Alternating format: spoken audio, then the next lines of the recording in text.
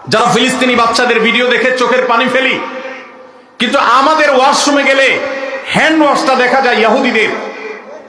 আমাদের ওয়াশরুমে গেলে দেখা যায় সাবানটা কেনা হয়েছে যে সাবানটা আমি টাকা দিয়ে কিনে এনেছি আমার পকেট থেকে, সেটা ইহুদিদের তৈরি করা। আমি যে সফট ড্রিঙ্কসটা গিলছি ডক করে, সেটা ইহুদিদের তৈরি করা। এই সমস্ত পণ্য আপনি যখন মুদি দোকান থেকে কিনেন, আপনি কোন দোকান থেকে যখন ইহুদিদের কোন পণ্য কিনেন, তখন আপনি পণ্য কিনেন না, আপনি মূলত ইহুদিদেরকে চাঁদা দেন বোমা হামলা করবার জন্য।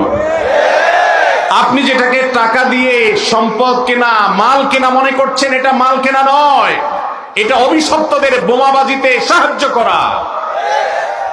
লজ্জার বিষয়, কার্যকরভাবে বাংলাদেশে এখনো পর্যন্ত ফিলিস্তিন ইস্যুতে আমরা একটা বয়কট কার্যকরভাবে করতে পারি নাই।